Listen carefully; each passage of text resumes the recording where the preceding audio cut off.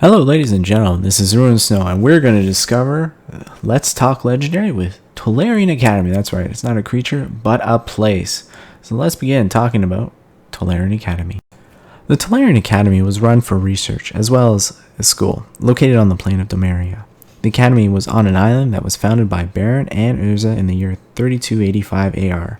AR is representing after the Reckoning. The original purpose of the school was actually to create a bunch of elite mages for the Phyrexian invasion that was about to happen. The original headmaster, Urza himself, when he was not there, some other person took charge. That was typically Rain, Johora, or Baron. The Tolarian Academy actually created many things throughout its history. One such thing was the Bloodline Project, which was creating the genetically engineering for the perfect warrior. This was actually the Methetharian soldiers, which were typically blue creatures in honor of the Thran civilization that does not exist anymore. The second thing that the Academy created was slow time water. This was actually water that gave people extremely long lives, which most of the faculty actually drank. A third item that the Academy created was soul bombs. These were very powerful bombs based on Thran design. Such devices had to be fueled by souls, and because of this, Baron and Urza actually argued about this quite often. Another one, the fourth item that such a Tolarian Academy created, was the Skyship Weatherlight, the most famous ship of all. This ship was actually able to travel from one plane to another, and this ship was actually built from Thran metal and the Weather Seed.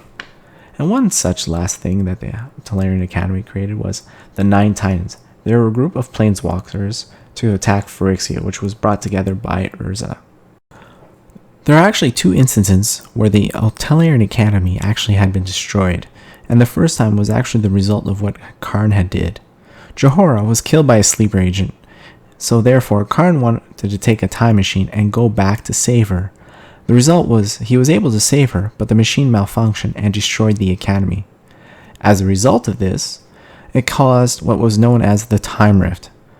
This is what happened when a fracture in the plane, such as Domeria, where it was, happened, and it even affected other planes such as Ogarath and the Dead Zone. After some time, approximately 10 years later, Urza, Baron, and Karn returned to re-establish a new Tolarian Academy. What they had found was Johora was actually alive, while Teferi was stuck in a time bubble, which they eventually were able to get him out of that bubble.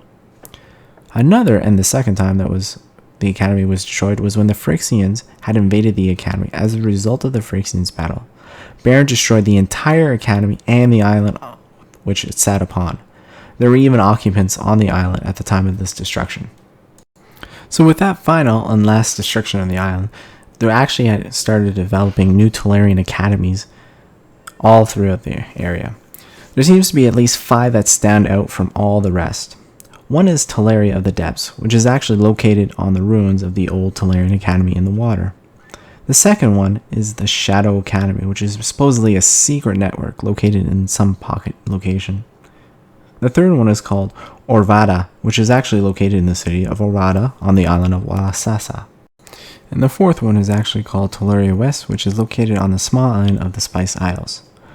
The fifth one is located at Latnam, which is a bunch of several islands that survived all types of cataclysms. These islands are generally referred to as the Terracine Isles.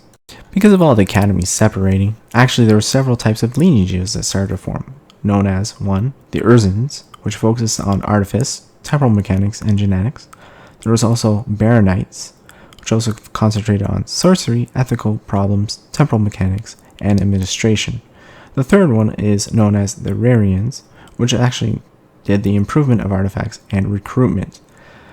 Supposedly there might be a fourth one, which is kind of like a secret cult, which also performed illegal genetic experiments. Like academies in real life, they needed money, so actually they got most of their funding from tuition. They started to work with also agriculture and aquaculture as well. There are very famous faculty and students from the Tolarian Academy, which we won't go into much detail, such as Adeliz, Alexi, Baron, Urte, Gatha, Hannah, Johora, Nabin, Narumeha, Rain, Teferi, and of course, Urza. And with that being said, there are a lot of cards that Tolarian Academy is represented or associated or referred to. There's basically a whole I guess, mythos around Tolarian Academy. And the first card, as you can see, we've been talking about is Tolarian Academy. It's a legendary land. It says add 1 blue to your mana pool for each artifact. And the saying is pretty cool. The Academy worked with time until time ran out. And if you're listening, that's pretty ironic with, Karn going back in time, therefore destroying Tolarian Academy because time ran out. And the second card that Tolarian Academy is representing, as you can see, is Academy Ruins. When the destruction of the Academy, it's a legendary land, and the picture is from Modern Masters. It says add 1 colorist to your mana pool, or pay 1 and 1 blue mana, put target artifact card from your graveyard on top of your library. And the saying goes, its secrets once wrought the greatest artifice ever known. Now crabs loot the rubble to decorate their shells. I think that saying is really cool for the ruins. A third such card is Academy at Tolaria West. It is an outreach after Tolarian Academy had been destroyed. The picture is very cool, and as you can see, plain Dominaria, that's where it's from. At the beginning of your end step, if you have no cards in your hand, draw 7 cards, and whenever you roll, discard your hand. Again, this is not from the typical Magic series. This card is very cool. I like the artwork. It is very representative of what Tolarian Academy had looked like. Now we're going to start with cards that Tolarian Academy is associated with. And it's really cool. Like, as you can see with the first one, it's Academy Drake. It is Drake for the Academy, and if you look in the background, and there's the Academy. Another card there, as you can see, is Academy Journey Mage, which is really cool. It's a human wizard, and it says, we don't choose who comes here. We choose how long they stay. And then you can look in the background, there is the Academy. So that's really associated really with the Tolarian Academy. Next card on the list is Academy Raider. There's no sayings or anything like that, but as you can see, just based on the picture, obviously he's going to raid the Academy. The next card that is associated with the Tolarian Academy is the Cleric, Academy Rector. And again, going into more detail about the mythos about Tolarian Academy, this person is actually quite important. The next card, as you can see, is Academy Researchers. It's human wizards, and it's really cool. I like the books in the background and their hairstyle. It really gives them, research look, I guess. And the saying is, they brandish their latest theories as warriors would wield weapons. So it's really cool because, again, researchers are constantly researching and they can get a lot of information. Next card on the list is Baron, Tolarian Archmage. Picture is really cool. The background is very cool and detailed, and the saying is, there is no age at which you stop learning, which is kind of ironic because they drank the water to prolong their life and they're always constantly learning themselves. Another card that is on the list is a Tolarian Scholar, and the saying is, the Tolarian Academies embrace a tradition of study and research while discouraging the kinds of experience that ruined the original island of Tolaria, which is very true. The next card is pretty obvious. It says Urza, Academy Headmaster. Those abilities are unglued, so it's really odd, but again, that's really cool. I like the card. The next series of card is Tolarian Academy is referred to, which I think are really cool because I love sayings in card. As you can see with the first card, Arcane Flight. The Tolarian Academies are known for their magical research, powerful sorcerers, and accidental destruction of ecosystems. It's really hard to laugh because I love that. The cat has wings. The saying is perfect. I love it. The next card is Douse from the Urza Saga series, and it's an enchantment, and the ability is counter target red spell, play this ability as an interrupt. But again, it is referred to, as you can see in the saying, the Academy's libraries were protected by fire prevention spells. Even after the disasters, the books were intact, though forever sealed in time. Next card on the list is Frantic Search, and this one is actually from Urza's Legacy. There's one from Ultimate Masters that has a different saying, and this one says, motivation was high in the Academy. Once students realized flunking their exams could kill them. Look at the guy in the picture. He's like totally freaking out. I think it's funny. And the other Frantic Search, as you can see the picture, is really cool. You can tell it's kind of something like Academy, and it says it took the banning of temporal manipulation of Tolaria West to teach the students of the value of time, right? Because they can go back in time and study more. Again, saying is absolutely perfect. The next card is Ignite Disorder, which is ironically a red card. It says, the shaman prowled the Academy halls, shaking his head at the pomp and bauble of the sages inside. He knew just the spell to liven up the place, and he's getting ready to get the fire going. And the next card is Pardic Wanderer, and it's referring to, as in the saying, to the head of archaeological findings. The excavation schedule at dig site 93 beta must be revised. Piter of the site has walked off. Tolarian Field Dispatch. Another, I'm laughing because look at the picture as well for that one. Now we have Relic Runner, and the saying is, her knack for tampering with the wards got her kicked out of the Academy, but they also got her back in because, again, Relic Runner, she looks like she's stealing some artifacts from the Academy, which you can see in the background during nighttime.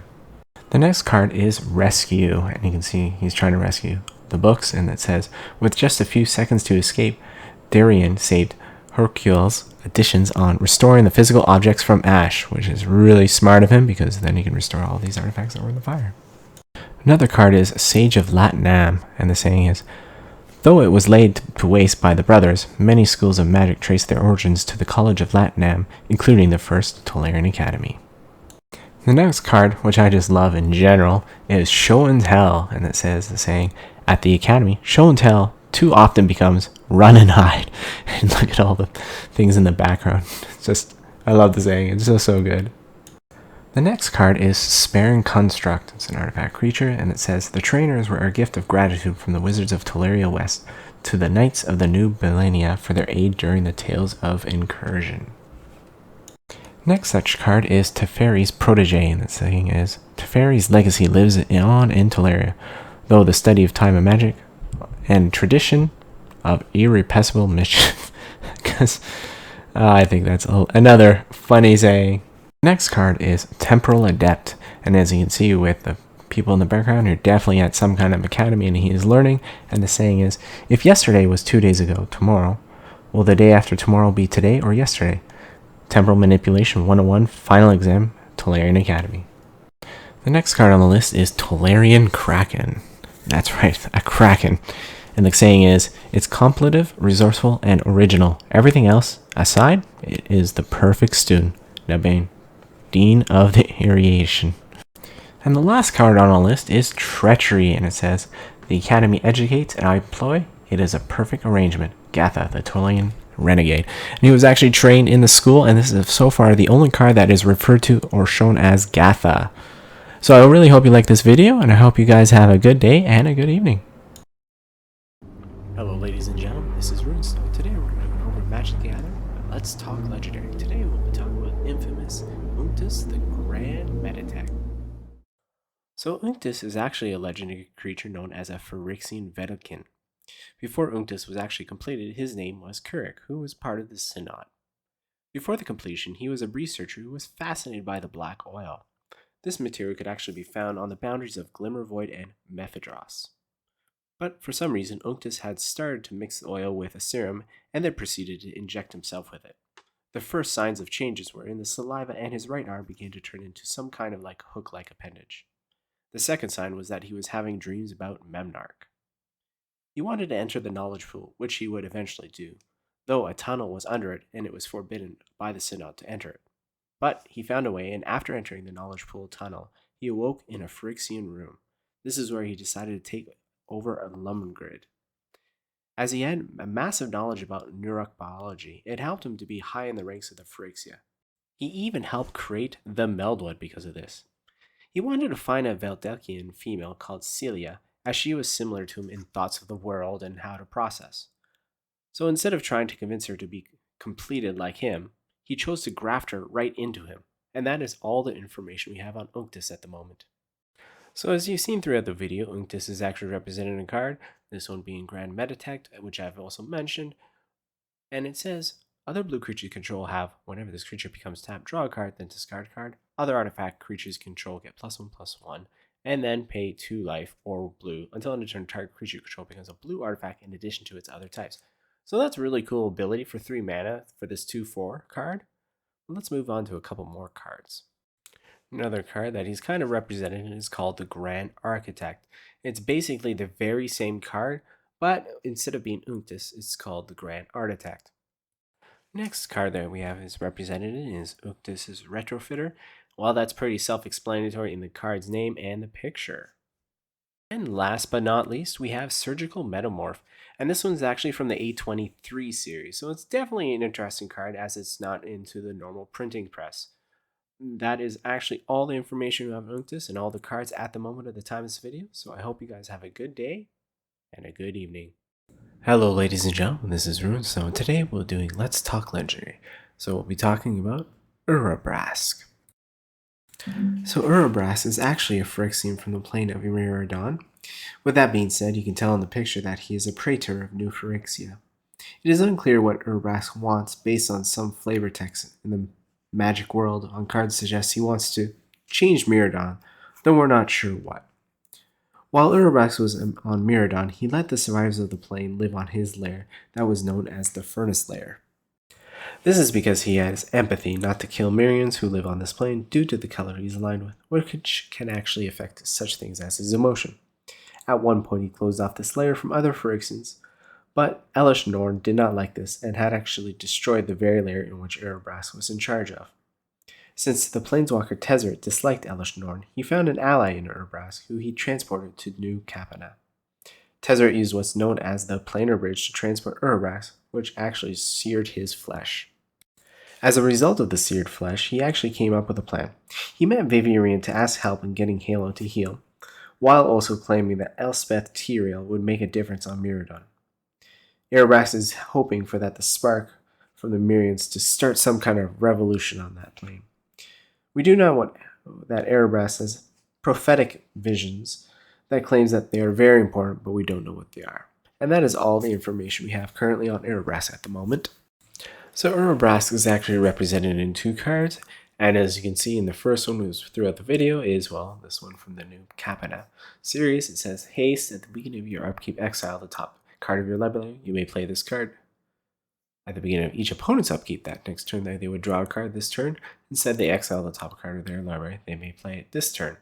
It's a 5/4/4/4 haste, so not too bad.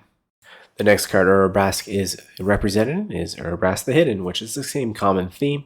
For 5 mana for a 4/4, creatures you control have haste, and creatures your opponents control enter the battlefield tapped. And now let's talk about some cards that Urabrask is represented in. With the first one being Gunshot. The saying goes, down here we have a more pointed version of scriptures, Urabrask's Enforcer. Next card is pretty obvious. It says the Priest of Urabrask. And the saying says, even in New Phyrexia, red mana sparks glimmers of individualism, passion, and freedom. Then we have Tormento Exarch. The saying goes, tend the molten slag or be the molten slag, Urabrask Enforcer. So there's actually one card that Urabrask is represented, which is in Act of Aggression. If you look in the picture in the background, there he is. So let's go into the next few cards that he's quoted or referred to. So the first card being Barbed Battle Gear. It says, one need only to look at the inhabitants of this world to see that they are forged halfway to perfection. All they need is a whisper of the glorious word, Urabrask, the Hidden. And another card that's quoted is Blighted Agent. It says, Urabrask may suspect our surveillance, but he cannot stop it. Avarakita Gisian Secretive. And another card, Flameborn Varian. It says, large or small, all will toil for the great work. Decree of Urabrask. Next card to show you is Metallic Mastery, and then it says, all will be forged in the fires of glory, Urabrask, the Hidden. Then we got Slag Fiend on the list, and the saying is, seal the furnace fence, admit no others. We'll tend our forges without their tainted ways, Decree of Urabrask. And the last card to show you in the entire video is Rusted Slasher. And the saying goes, it's a beautiful vision. Discarded debris is reborn on a singular entity, Urabrask the Hidden. So I hope you guys enjoyed the video, and have a good day, and a good evening. Hello ladies and gentlemen, this is Rune. So today we're doing Let's Talk Legendary. We're talking about Urza Sylex.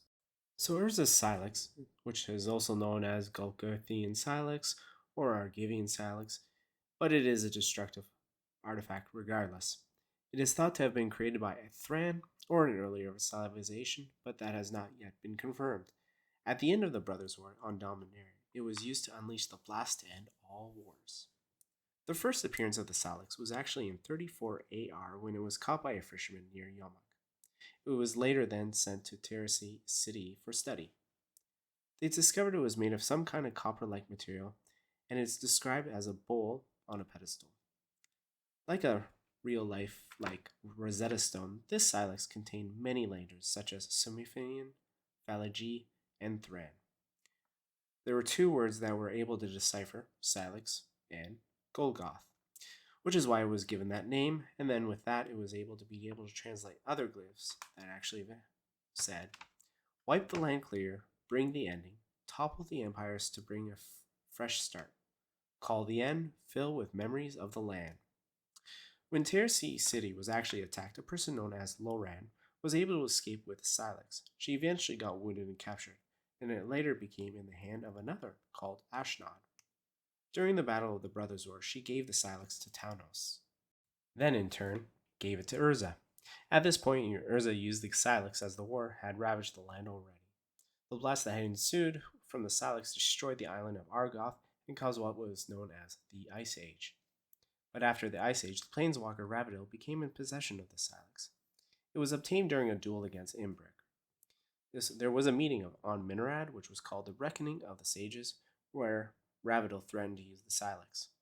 As a result, several planeswalkers, such as Grenfell Moore and Christina of the Woods, promised they wouldn't interfere with him, and the Sylex was never used. But in the year of 1281, the situation occurred again, but was actually destroyed by Longdaggers during a Shatter spell. There are theories that the Sylex wasn't really destroyed, but in fact, it was a replica. 60 years after the mending, Karn had actually found and dug up the Sylex in Yavimaya. The sole purpose of digging it up was that it could be used to destroy the new Phyrexia. After discovery, Karn actually went to the caves of Kolios, where he supposedly found a clay tablet with information about the Sylex. In fear of other people knowing about the Sylex, he went to the Manorade in Shiv, where he hid it in Jehora's closet. Unfortunately, that did not work, as Phyrexia sleeper agents had found about it, and under the orders of Sheoldred. On top of that, the completed Yahenni had destroyed the Sylex and disabled Karn in the new Phyrexia during the major attack on the Manorade. But thankfully, the planeswalker Sali Rai was able to find Karn's notes and was able to create a replica of the Sylex. Ray had noticed that the Sylex did not work because it required some correct spells to work which were lost during time. As she created a temporal anchor, another planeswalker called Teferi was able to get back in time to figure out how the Sylex worked. Teferi had used the opportunity to ask Urza and how it had such a device as the Sylex worked. Urza said, "It's not actually a mechanical or a magical thing. It's actually the person itself that makes the Sylex work. But the person must have a desperate mindset." As he had just figured this out and how to use the Sylex, the temporal anchor malfunctioned and made him unconscious in the present. Therefore, Kea was the only person to know how to use it. With this knowledge, she went to New Phyrexia to destroy the Realm Breaker with the help of other planeswalkers. With that said, this is all the information we have on the Sylex, and we'll just go over some cards. This one being there's a Sylex represented in 3 cards, and there are continuity issues, but I didn't want to get too much into that. So the first one you've seen throughout the video is there's a Sylex in the Dominaria United. And says, exile the Sylex. Each player chooses 6 lands they control. Destroy all other permanents activated only as a sorcery. And when the Sylex is put in a battlefield, you may pay 2. If you do, search your library for a planeswalker card, reveal it, and put it into your hand. Which would be awesome if you can use this combination with the Urza. And the card that started it all is the Golkerthian Sylex. And I always say that wrong. Way back in Antiquities. And it says all cards from Antiquities expansion, including the Sylex, must be discarded from play, so it destroys actually everything. And the last card the Sylex is represented in is Karn's Sylex. And when there's a battlefield tapped, players can't pay life to cast spells or activate abilities that are mana abilities. Then you can exile, destroy each non-land permanent with a value of X or less activated only as a sorcery. So now those are the 3 interesting cards that made the Urza Sylex as its current name. But you never know what will happen in the future. Now there are 2 cards the Sylex is depicted in, and while this is the inscribed talent, therefore showing on how the Sylex works or is names that are associated with it. And then we have Ashnod's Sylex. It is quite represented in this picture, and as we know, this is possibly a duplicate that was used throughout the storyline. Now the Sylex is depicted in many cards, so we're going to just start off with the Brothers' War. And as you can see in the picture, there's the Brothers' War with the Sylex in the picture, and it's just, I think this one represents the Sylex better than most of the cards. And next we'll have is her, because I'm not going to say her name because I always screw up the name. And there's the Sylex in the picture in itself when she uses that to help with how it works. And this is an interesting card from Brothers' War. It is called Faithful Handoff, and the saying, even in the picture, says, "Get the Sylex to Urza at any cost. Tell him to fill it with memories of the land. Ashnod to Taunos." Another cool picture of the Sylex, and it's it's in Urza's hand. He's ready to use it to end all wars. Then we have another obvious card, Lauren of the Third Path, and there she is working on the Sylex right there, set on the picture and on a pedestal. I think this is one of the most representative pictures of the Sylex outside of it, what it is represented. And then we have Urza's command, and there we go. There in front is the Sylex. Next card that we have is Lauren's escape, and that's when the city was destroyed, and therefore she is carrying the Sylex out of the city. As Terra CD burned, Felden pressed the Sylex into Lauren's hands and urged her to run. Hope ran with her. Next we have is Urza's ruinous blast. Centuries ago, one man's vengeance plunged the world into ice and darkness. And there he is, using the Sylex for the last time. Now, there are only two cards that actually the Sylex is referred to, this one being Commodity's Wake. It says the Sylex Blacks has raised the land, leaving behind only snow and sorrow. Urza stood alone in the sudden silence. And this card's picture is very representative of that. And the last card that, it's represented, depicted, or quoted in is Lanor Waste. The quote says, the Sylex Blast marked not only the end of the war, but the end of Dominaria as most knew it. The Antiquities were. And we all know that it was the Ice Age that came about after this huge blast. And at the moment, this is all the information we have on the Sylex. Hopefully there'll be more in the future, as this is one of those random artifacts that keep popping up in the Magic world. So I hope you guys have a good day and a good evening. Hello ladies and gentlemen, this is Runestone, and today we're doing Let's Talk Legendary. Today we'll be talking about Yahenni. So Yahenni is actually an Aetherborn from the plane of Kaladesh, and it is considered a vampire in a subcategory. It is a socialite and a philanthropist and an investor. I keep referring to it as it because Aetherborn do not actually have any type of gender. So because it is a vampire Aetherborn, it would be absorb the energy of living things to extend its life because Aetherborn actually have very short lives. Yahenni had joined the group known as the Renegades, who were a rebel faction in the area of Urabrask. After joining and ending the revolution, he joined a huge, party. This is the type of party where, Aetherborn get ready to die because they actually know when they're going to die. And that is actually all the information that we have Yahenni at the moment. So Yahenni, the Undying Partisan, is actually represented in one card only. And it's actually a really cool card because I like that legendary creature Aetherborn vampire. It looks really cool just to say it as well. That's a really cool picture as well. And as you've seen throughout this video, it has haste. It's a 2/2. And whenever a creature an opponent controls dies, put a +1/+1 counter on him. Sacrifice another creature, Yahenni gains indestructible until end of turn. Again, that goes with this Aetherborn absorbing the energy and therefore increasing the length. And it goes with kind of tied into how this card works. And the saying goes, this time for Zetalpa is over, my darling. So Yahenni is actually only associated with one other card, and it is Yahenni's Expertise. Basically, it's kind of like a Wrath. It says all creatures get -3/-3 until end of turn. You may cast a card with a converted mana cost of 3 or less from your hand without paying its mana cost. The picture is really cool, and it says the Consulate pushed me to my limit, darling, and this is their result. So he's kind of like absorbing their energy, extending their life, and punishing those people. And that's, again, all the information we have on the cards. And I hope you guys have a wonderful day and a wonderful evening. Hello, ladies and gentlemen. This is Runestone, and today we'll be doing Let's Talk Legendary. And believe it or not, we're going to be talking about Yargle. As you can tell in the picture, Yargle is actually a huge frog spirit from the plane of Dominaria. Yargle was born in the place called Urborg. Yargle was not always what he was. The planeswalker known as Belzenlock had a lieutenant named Yargle. His lieutenant actually became so ambitious and as a punishment turned him into a maggot. So as a maggot came a frog, and the frog ate this maggot, which grew into this massive creature known as Yargle. As a result of this growth, Yargle was the first defense against the stronghold. This was discovered when the skyship Weatherlight had attacked it.